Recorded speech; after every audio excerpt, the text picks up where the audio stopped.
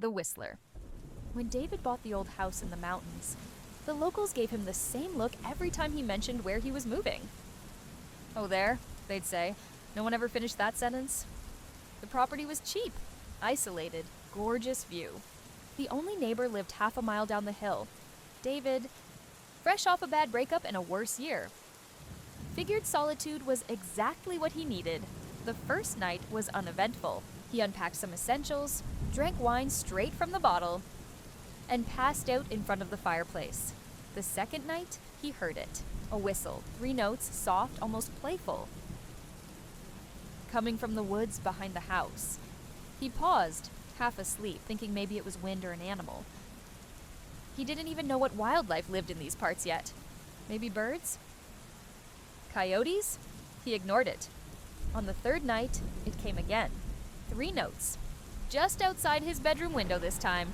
He shot up in bed, heart pounding. The window was shut, curtains drawn. He heard the whistle once more, same 3 tones, exactly the same timing. David flipped on the porch light and stepped out with a flashlight. "Hello." He called into the dark. Nothing. No footsteps, no movement. Just thick pine trees swaying slightly in the wind. He went back inside. Locked the door. Double-checked the windows. He didn't sleep much that night. By the 5th night, he was recording. At 3:03 a.m., right on time, it came again, 3 soft whistles, closer now. Almost just beneath the window, he played it back the next morning. The whistle was clearer than before. It almost sounded like someone was standing just out of frame. Just out of reach. He took the recording to the only neighbor, a retired forest ranger named Gus. Gus listened. His expression darkened. "You didn't whistle back, did you?" "No, of course not." "Good. Don't." "No matter what." David raised an eyebrow. "What happens if I do?" Gus didn't answer. Just muttered something about old things in the woods that shouldn't be named. Then walked back inside. That night, David didn't sleep at all. He sat in a chair, flashlight in one hand, phone camera in the other. Eyes fixed on the window. 3:03 a.m. The whistle came again. 3 notes. This time it was so close it sounded like it was inside the room. But no one was there. He looked at the video he'd taken and froze. There. Reflected faintly in the window glass. Behind his own silhouette was another shape. Tall, thin, too Its thin. Arms were unnaturally long, its mouth wide and fixed in a permanent grin. And its lips, they were pursed, mid-whistle. David dropped the phone. The next morning, he packed. He didn't care about the deposit, or the moving truck, or the lease. But when he got to the car, he stopped cold. Etched into the driver's side door like a child's, drawing done with a knife, were 3 stick figures. The one in the middle had no face, and long arms. Above it, scratched into the paint in neat block letters, "You heard me." David moved back to the city. He doesn't sleep near windows anymore. He never listens to whistling music, and he's never, ever awake at 3:03 a.m. But sometimes, when the night's just a little too quiet, he swears he hears it in the distance. 3 notes. Always the same. Always getting closer. "Don't look under the bed." It started with whispers, small, soft like things. Secrets fluttering through the air. Claire's daughter, Lily, was 6, bright, curious, and imaginative, the kind of kid who held tea parties for ghosts and talked to the moon. So, when Lily said there was something under her bed, Claire didn't take it seriously. "It talks to me," Lily said one night, clutching her stuffed rabbit. "Oh yeah?" Claire smiled. "What does it say?" Lily shrugged. "It just wants to play, but it says not to tell you." Claire chuckled, kissed her daughter on the forehead, and turned out the light. Probably just a dream, or a shadow. Kids have wild imaginations. A few nights later, Claire was doing laundry when she heard Lily crying from her room. She rushed in. Lily was sitting upright, pale and shaking. "It was mad," she whispered. "It said you were trying to take me away." Claire checked under the bed. Nothing but dust and a stray crayon. "There's nothing here, sweetie." Lily didn't respond. She just stared at the empty space beneath the bed. wide-eyed. That night, Claire let her sleep in her room. The next day, Claire slid Lily's bed away from the wall, checking every inch of the frame. The floorboards, the vent, still nothing, no holes. No signs of animals or hidden spaces. She even considered a baby monitor, but didn't want to freak Lily out more. That night, she left the door open a crack and kept the hallway light on. Around 2 a.m., Claire woke up to the sound of soft footsteps. She sat up, expecting to see Lily. Instead, she heard whispering, not Lily's voice, low. Raspy, wrong. She bolted out of bed and ran into Lily's room. The bed was empty. "Lily?" she whispered, panic rising. Then she heard it from under the bed. "Mommy," a tiny voice, trembling. Claire dropped to her knees. Lily was under the bed, curled up and crying. "It's not me in the bed," she whispered. "Don't let it see you." Claire froze. Slowly, she turned toward the mattress. A figure was sitting on it, facing away. Perfectly still. The shape was Lily's size. Same pajamas, same stuffed rabbit. Then it turned its head all the way around and smiled. Claire never spoke about that night. Not to her sister, not to the therapist. Not even to Lily. They moved out 2 weeks later. But sometimes, when Claire's alone in the house at night, she swears she hears whispers from the air vent, and every so often, she checks under her bed, just in case, because sometimes the thing in your bed isn't you. The static. Claire found the old TV in the attic of her late grandmother's house. It was heavy, one of those ancient box models with the thick glass screen, and a dial that clicked when you turned it. No remote, just knobs and static. She didn't remember seeing it before. But then again, her grandmother's house was a labyrinth of forgotten things. Out of nostalgia and a strange itch of curiosity, she dragged it downstairs, plugged it in and flipped it on. Nothing but static. She left it alone for a week, just sat there on a side table, humming faintly when plugged in, hissing in that strange, ghostly way static does. Then one night she passed the living room and paused. Something was different. There was movement on the screen, not a show. Not a movie, it was her, standing in the kitchen, wearing the same hoodie she was wearing now, stirring a pot on the stove. Claire blinked, looked behind her. The kitchen was empty. She turned back to the TV. The static resumed. The next time it happened, she was ready. She set up her phone to record at 11:17 p.m. Exactly the same time the static cleared again. This time she was in her bedroom on the screen, sitting at her desk, writing in her journal.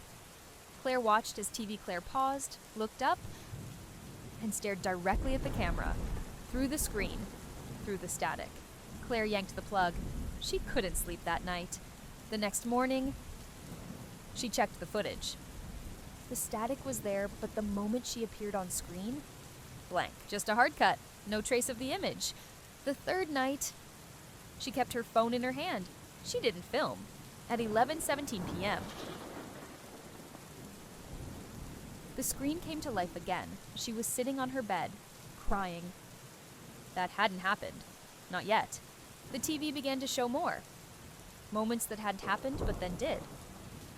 A knock at the door. The neighbor looking for a lost cat. A shattered glass in the kitchen slipped from her hand. A phone call she didn't want to answer her ex. Then one night, the static cleared and showed something terrifying Claire, lying on the floor. Eyes wide, mouth open, unmoving. It cut back to static. She didn't sleep. Didn't eat, didn't leave. She stared at the TV for hours, waiting for the moment to come, waiting to see if it could be changed, if it was inevitable, if this thing was predicting the future or creating it. She smashed the TV with a hammer the next day. Glass, sparks, silence. She buried the pieces in the backyard. That night, her phone buzzed with a notification. New recording saved. She hadn't filmed anything. She opened the video, static. And then, her. Lying on the floor, eyes wide, mouth open, unmoving. Behind her, barely visible, stood a figure made of flickering lines. Watching. Recording, waiting. The man in the mirror. At first, it was just a feeling.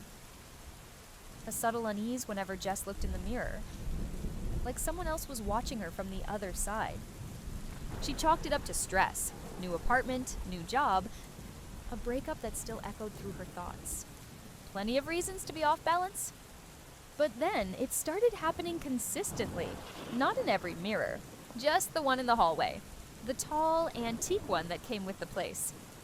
She'd glance at her reflection and feel out of sync, a half-second lag, a wrongness in the eyes, like it was copying her, not reflecting her. She started avoiding it. Then one night, Jess was brushing her teeth in the bathroom, and she leaned just slightly to the left. The reflection leaned right.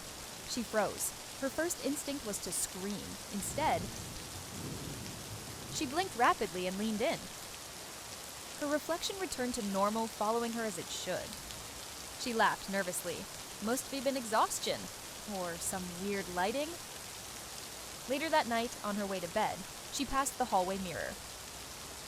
She didn't mean to look, but she did. And her reflection was already staring back at her, expressionless.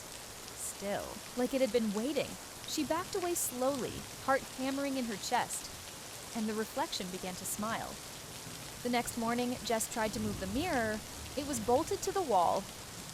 Worse, when she touched the frame, the glass rippled, just for a moment. Like water. She staggered back, took a breath, called the landlord. He laughed nervously when she asked about it. Oh, yeah, the mirror. The thing's been here since the 1800s. Some kind of family heirloom. Nobody's allowed to remove it. What happens if I cover it? A pause. I wouldn't? He hung up. She covered it anyway. A blanket. Then a second. Then duct tape along the edges. That night, she slept better. Until 3:33 a.m., when she woke to a soft tearing sound. She tiptoed to the hallway. The blankets were on the floor. The mirror was uncovered, and in the reflection, her bedroom door was open, but in reality, it was closed behind her. Her reflection was gone. She turned around. Nothing there, but then movement. From inside the glass, her reflection stepped back into frame, calmly brushing its hair, wearing her clothes, her face. Only one thing was different, its eyes. Pitch black. She doesn't live there anymore, but sometimes, in mirrors, she passes elevators, stores, bathrooms, she sees the smile again, just for a flash. Like it's still there, watching, waiting for another crack in reality, another invitation, one last thing. She tried smashing the hallway mirror before she left. Hammer, full swing. It didn't break, but she did. Her wrist snapped backwards like a rubber band, and the reflection just watched, smiling. Caller ID unknown. It started with a call at 2:13 a.m. Nina was half asleep when her phone buzzed on the nightstand. Caller ID unknown. No number, no name, just those 2 words. She let it ring out. Probably a robocall, maybe someone drunk dialing. It rang again the next night. Same time. Same message. She answered, annoyed. Hello? Static. Then, breathing. She hung up. Night 3, the same thing. This time, the voice spoke, low, croaky. Almost like someone trying to imitate a human voice, but getting it wrong. Don't answer the door. She froze. What? Click. The next day, she told her friend Riley, who brushed it off. Creepy? Yeah. But probably just some prank. Block the number. She tried. But there was no number to block. She downloaded an app to trace unknown calls. Installed it, waited, night 4, 2:13 a.m. ring. Nina answered. Don't answer the door. The voice rasped again. Louder now, urgent, then silence.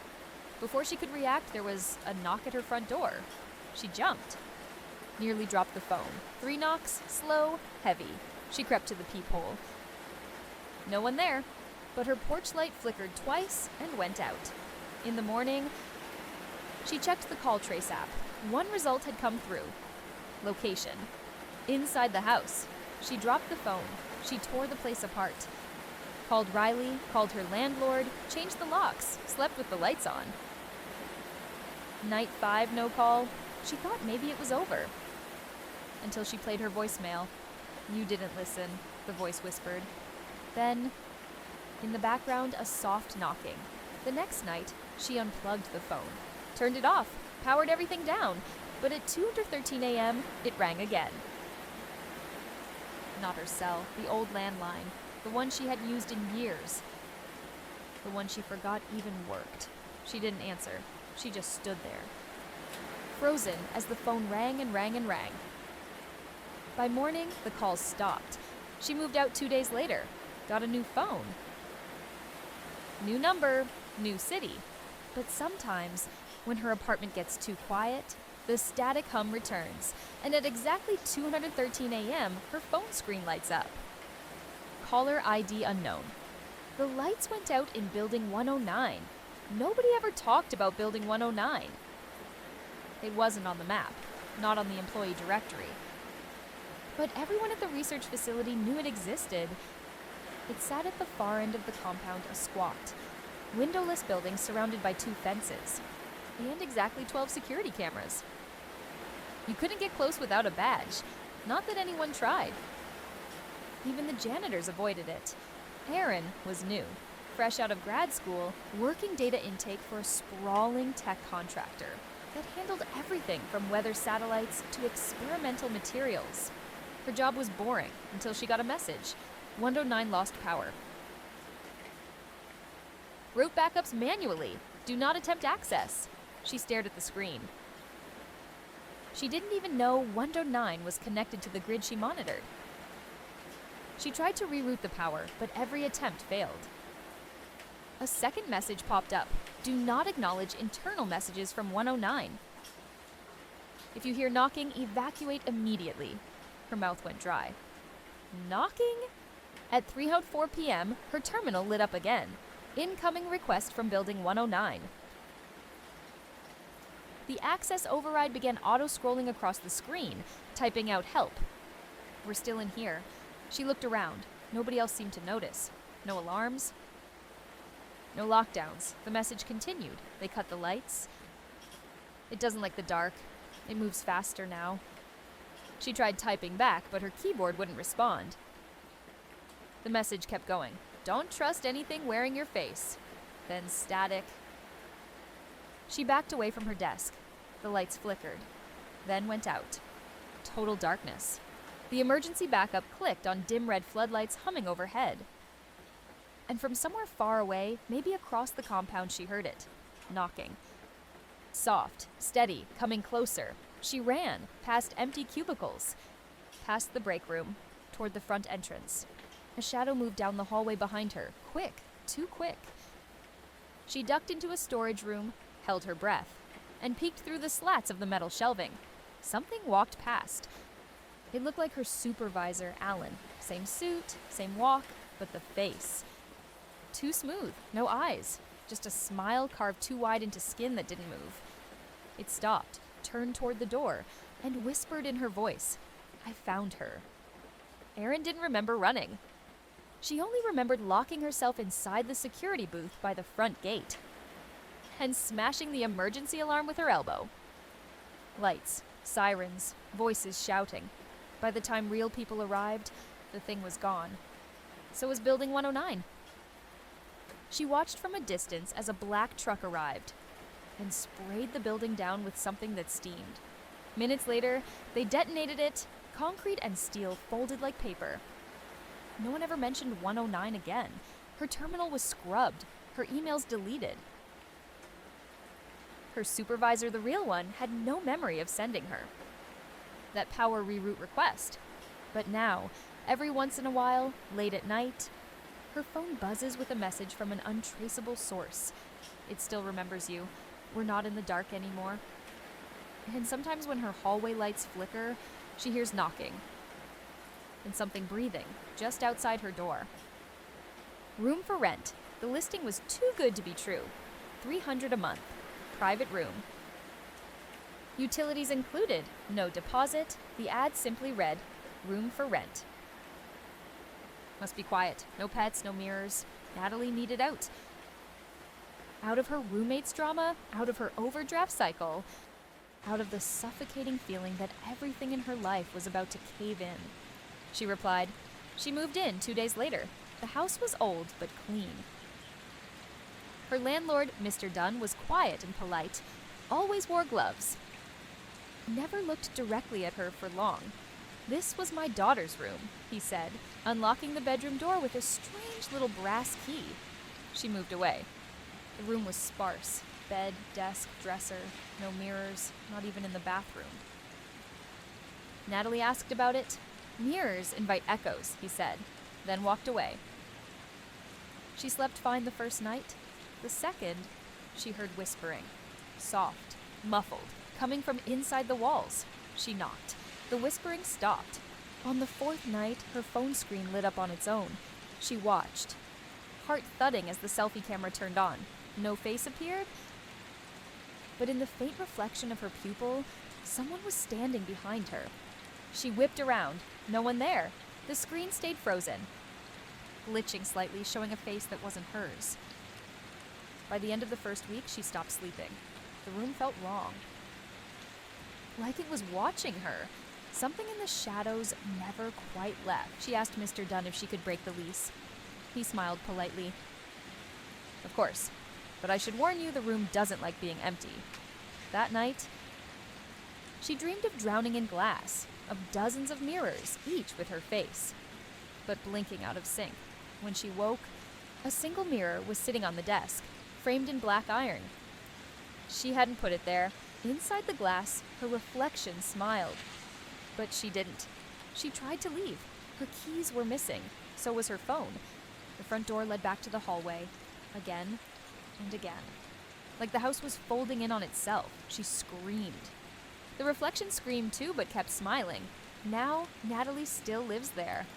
If you pass by the house at night, you might see her silhouette in the upstairs window. Sometimes she waves. Sometimes she doesn't have a face. When Mr. Dunn updates the listing, it's always the same room for rent. Must be quiet, no pets, no mirrors. Room doesn't stay empty long, and it never does.